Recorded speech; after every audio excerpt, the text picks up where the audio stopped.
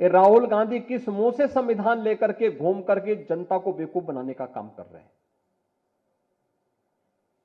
किसी भी संविधान की आत्मा उसका प्रियम्बल होता है, प्रस्तावना होती है। और याद रखना, बाबा साहब भीमराव अंबेडकर ने 26 नवंबर 1949 को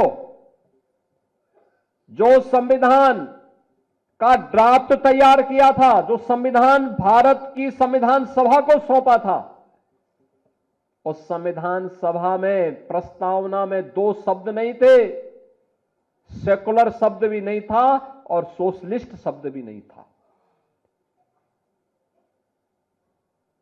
कांग्रेस ने अपने हित के, अपने स्वार्थ के लिए,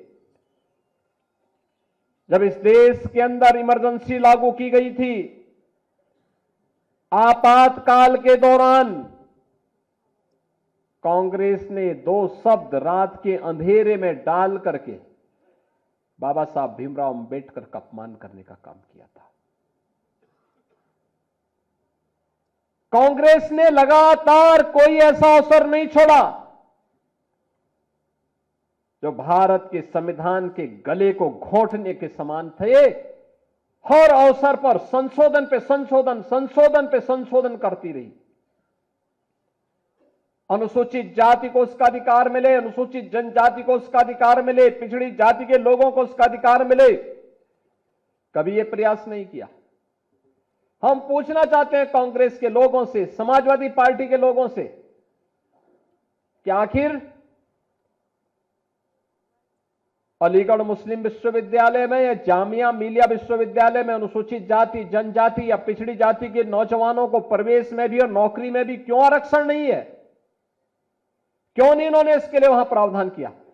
जो भारत के पैसे से चलने वाला हो, और उस संस्थान में अनुसूचित जाति, जनजाति और पिछड़ी जाति के नौजवानों के लिए भी प्रवेश में भी और नौकरी में भी आरक्षण की व्यवस्था होनी चाहिए।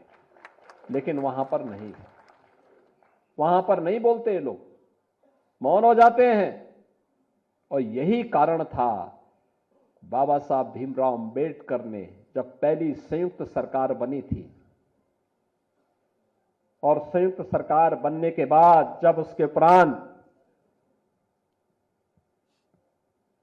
पंडित नेहरू की द्वारा बनाई गई उस नेतृत्व में चल रही सरकार के कृत्यों को देख करके बाबा साहब भीमराव अंबेडकर ने उस समय इस्तीफा दिया था और कहा था, यह सरकार मेरी योग्यता के अनुसार कार्य नहीं ले रही है।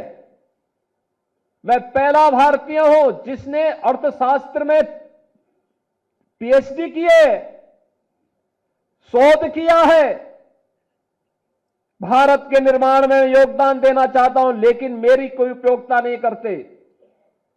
देश की महत्वपूर्ण उन समितियों में जो देश के विकास के लिए सहायक हो सकती है, उसमें मुझे कोई सम्मान नहीं दिया गया।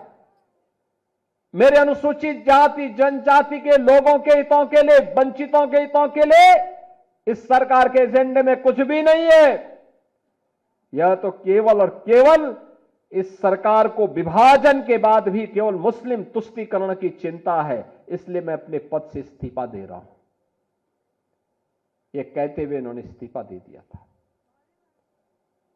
और कांग्रेस की हर कृत्य वही है आज भी, तनिक भी उसमें कुछ बदला नहीं है।